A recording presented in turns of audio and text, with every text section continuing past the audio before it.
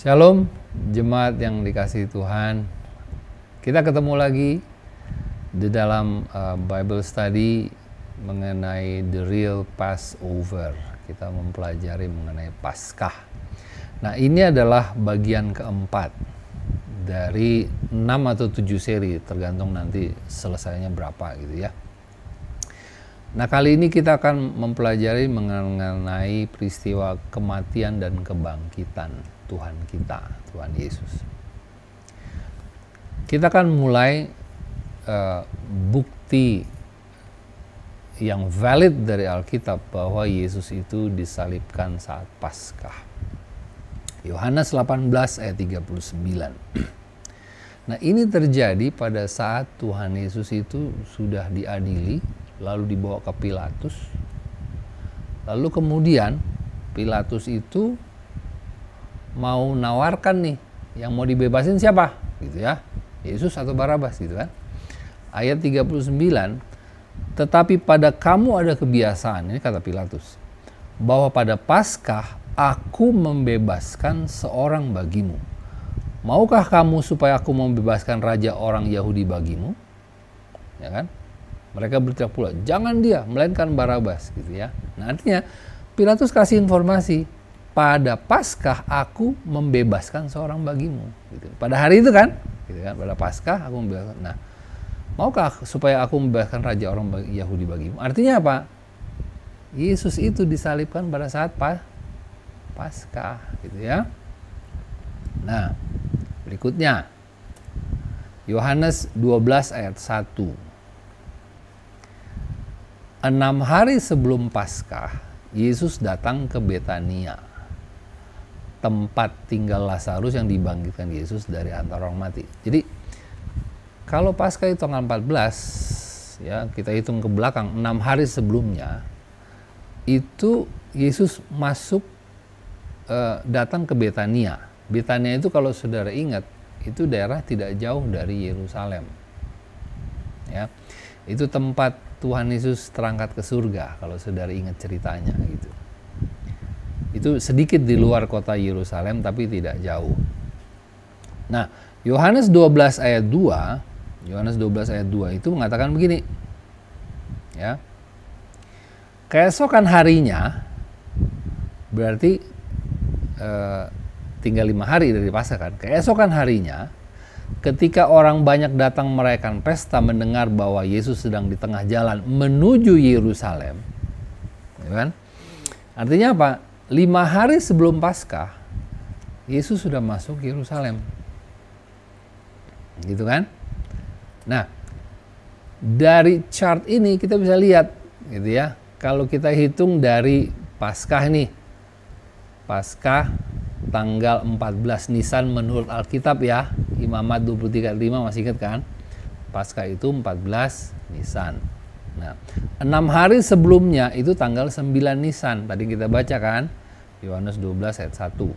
Itu Yesus di Betania. Lalu kemudian Yohanes 12 ayat 12 ayat berikutnya dikatakan bahwa keesokan harinya Yesus tengah jalan menuju Yerusalem. Berarti itu tanggal 10 Nisan. Gitu ya. Nah, kalau kita lihat Keluaran 12, saya ajak saudara untuk membuka Keluaran 12, mulai dari ayat 2. Saya baca ayat 3 ya. Katakanlah kepada segenap jemaat Israel, pada tanggal 10 bulan ini, diambillah oleh masing-masing seekor anak domba menurut kaum keluarga, seekor anak domba untuk tiap-tiap rumah tangga. Jadi tanggal 10 itu diambil seekor domba. Dari chart ini kita lihat tanggal 10 Tuhan Yesus sudah tiba di Yerusalem. Nah, ayat 4, ayat 5 saya lewatkan. Nah, ayat 6 dikatakan, kamu harus mengurungnya sampai hari yang ke-14 bulan ini. Mengurungnya sampai hari ke-14, dikarantina sampai hari ke-14 gitu. Beberapa waktu yang lewat ada selebaran WA group gitu. Wah, ini 14 hari karantina ada di Alkitab gitu. Ya dan tidak sebenarnya. 14 harinya itu adalah tanggal 14 gitu ya. Karena domba itu dikurung dari tanggal 10 gitu. 10, 11, 12, 13, 14 hanya 5 hari. Jadi nggak ada hubungannya sama Covid gitu ya. Jadi nah, tanggal 14 kemudian menyembelihnya pada waktu senja. Jadi domba Paskah itu disembelih menurut Keluaran 12 ayat 6 itu disembelih pada tanggal 14 pada waktu senja. Nah, ini di sini kita lihat bahwa Yesus adalah domba Paskah juga mati pada tanggal 14 sore hari kan. Gitu. Jadi Tuhan Yesus itu benar-benar memenuhi pola Passover dari kitab Keluaran. Itu Tuhan Yesus itu sudah sampai di Yerusalem itu tanggal 10, ya kan? Lalu tanggal 14 saat domba disembelih di sore hari, Yesus mati di kayu salib. Gitu ya. Nanti kita akan pelajari chart ini lebih detail. Nah, Keluaran 12 ayat 3 sampai 6 ini yang kita baca tadi kan. Nah, Yesus disalibkan jam 9 pagi. Markus 15 ayat 25. Markus 15 ayat 25. Hari jam 9 ketika ia disalibkan. And it was the third hour and they crucified him. Kenapa third hour? Itu tadi. Karena dari pelajaran sebelumnya kan saya bilang Israel itu membagi hari menjadi dua bagian, ya. Day and night, bahkan Yom itu spesifiknya adalah hari yang hangat, yang panas dari matahari terbit sampai matahari terbenam. Nah, the third hour itu karena mereka menghitungnya dari day, kegiatan yang ada aktivitasnya pada siang hari, dihitungnya dari jam 6. Maafkan saya. Nah, artinya the third hour adalah jam ketiga.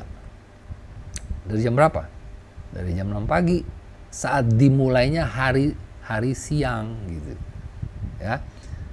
Di dalam bahasa asli Yunani juga itu artinya memang jam ketiga gitu ya. And it was the third hour. Nah, di kita jam ketiga pada hari siang itu adalah jam 9 pagi. Markus 15 ayat 33-34. Pada jam 12 kegelapan meliputi seluruh daerah itu. Artinya ini saat Yesus sudah disalib.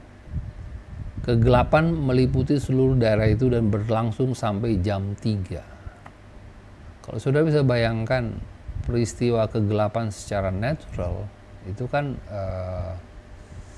gerhana matahari ya kalau siang. Tapi mana ada gerhana matahari sampai 3 jam.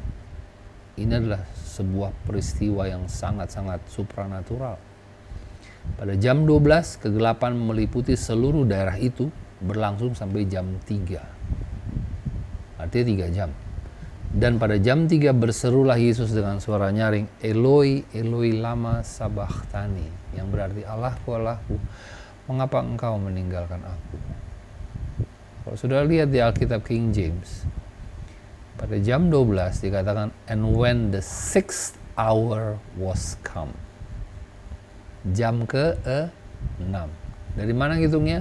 Dari saat matahari terbit, jam 6 pagi. Nah, itu sebabnya frasa-frasa dalam ayat Alkitab kita harus pahami mengapa seperti itu. Nah, 15 ayat 42, Markus 15 ayat 42, sementara itu hari mulai malam, dan hari itu adalah hari persiapan, yaitu hari menjelang Sabat. Kita sudah pelajari kemarin bahwa dari pelajaran sebelumnya, bahwa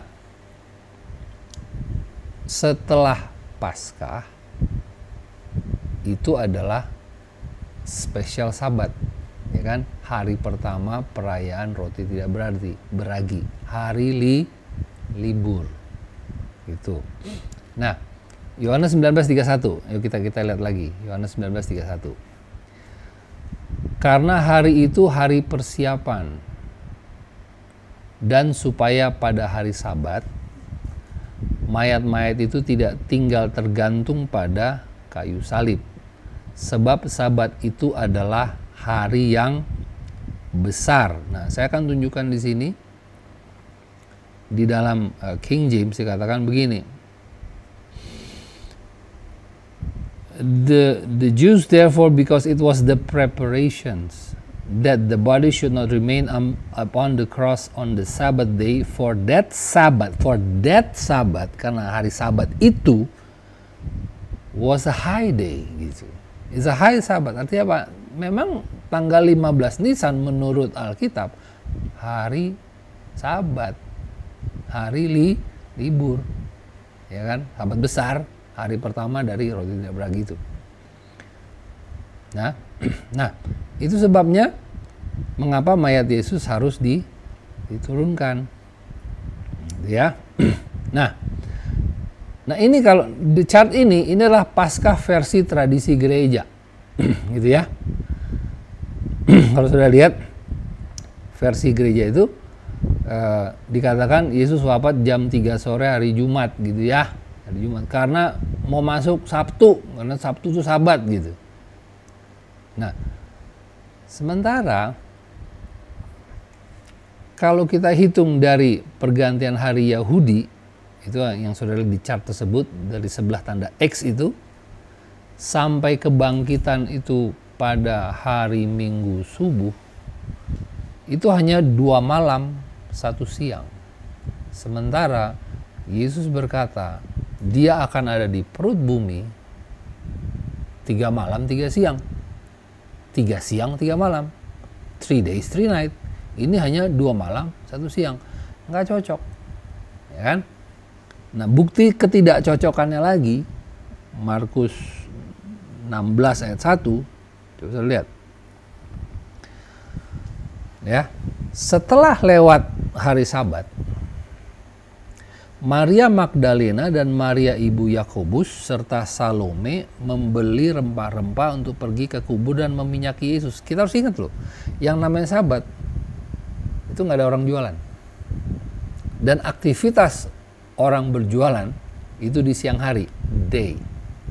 Ingat zaman waktu itu belum ada toko swalayan yang buka sampai malam. Listrik PLN juga belum ada kan, gitu ya. Jadi mereka berhenti pada saat matahari terbenam. Nah, kalau Maria Magdalena membeli rempah-rempah setelah lewat hari Sabat, kapan belinya?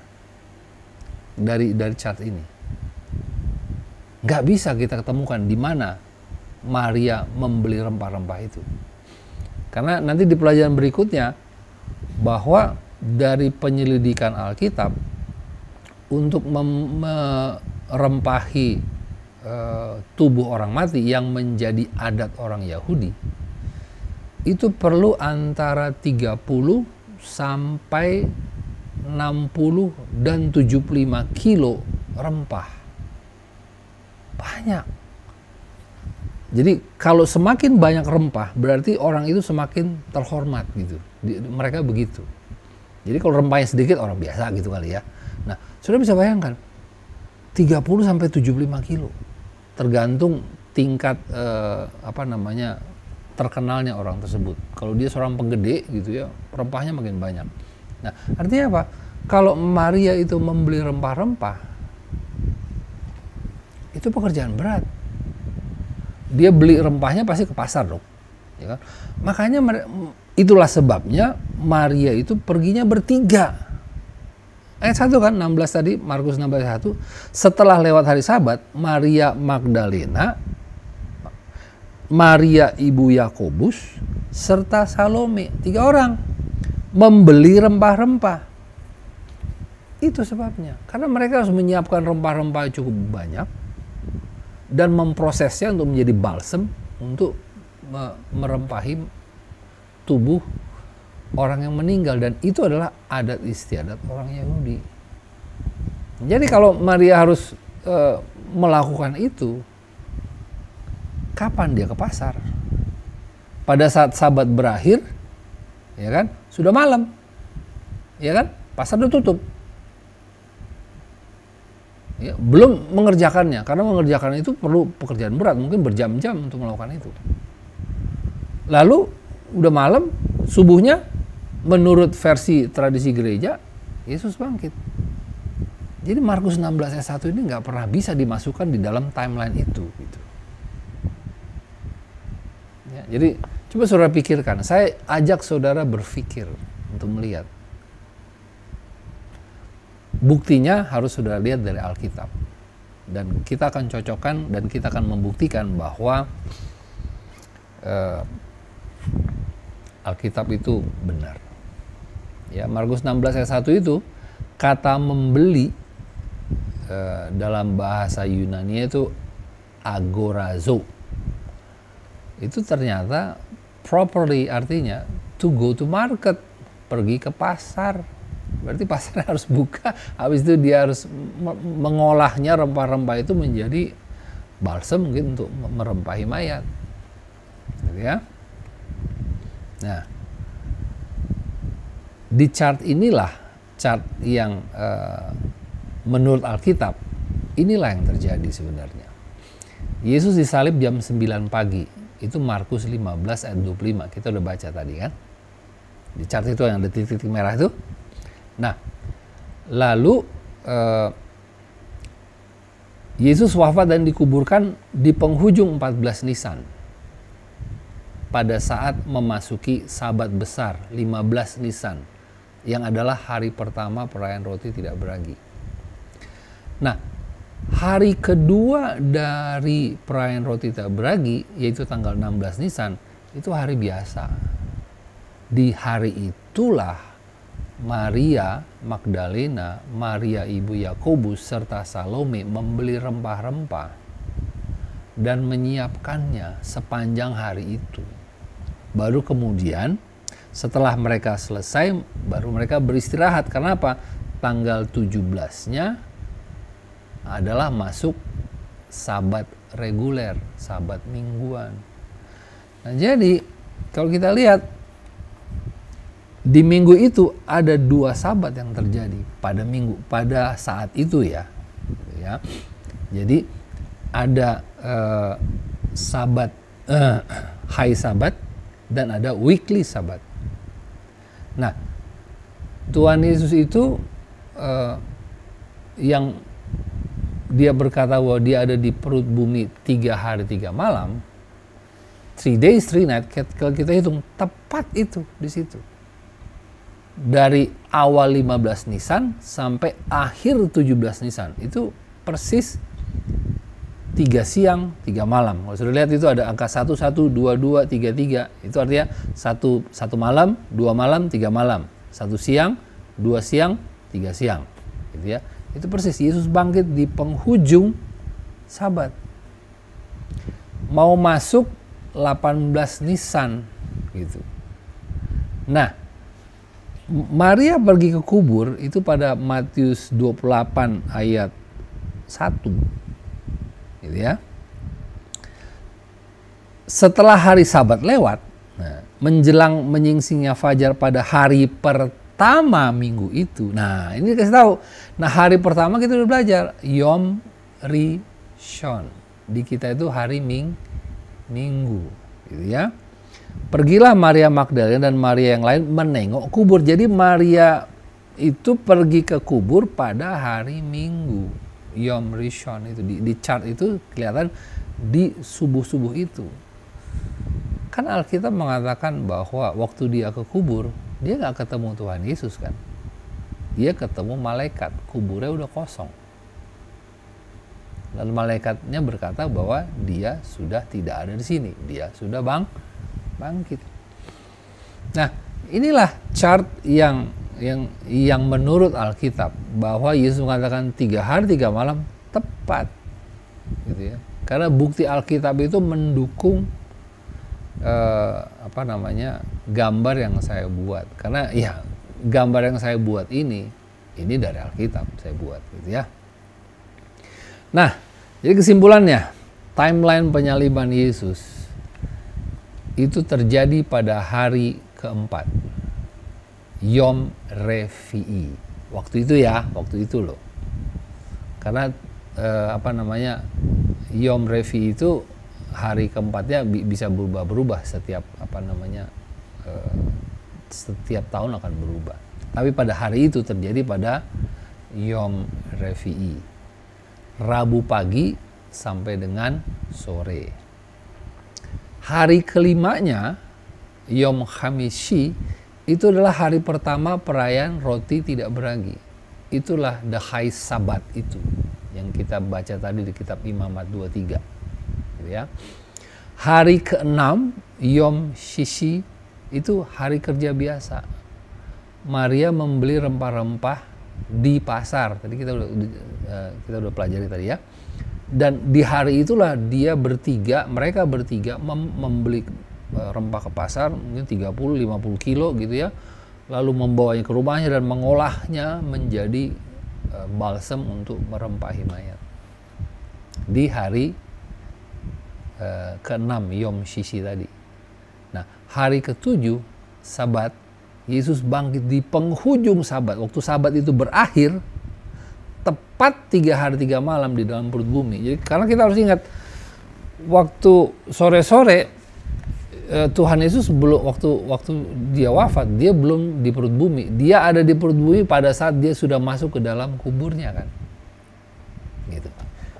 Nah, jadi inilah Tuhan Yesus benar-benar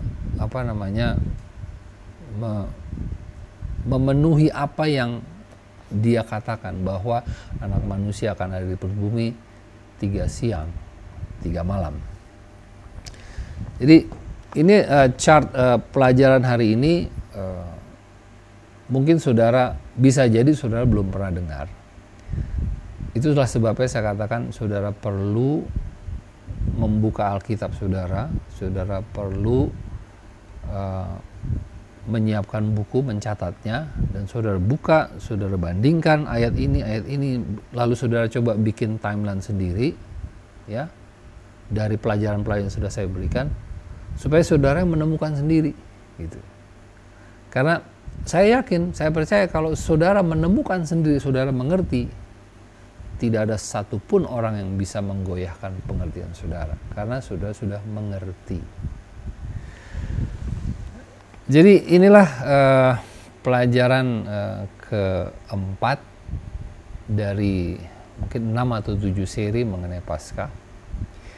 Di pelajaran berikutnya kita akan membahas ayat-ayat kontroversial mengenai Paskah, gitu ya. Nah, ini menarik karena apa? Karena kita akan pelajari, ini kok ayat kayaknya bertentangan ya sama ini. Sehingga terjadilah pemahaman-pemahaman yang berbeda, berubah sampai hari ini, gitu ya. Nah, jadi saya harap pelajaran hari ini memberkati saudara. Sekali lagi shalom, Tuhan Yesus memberkati.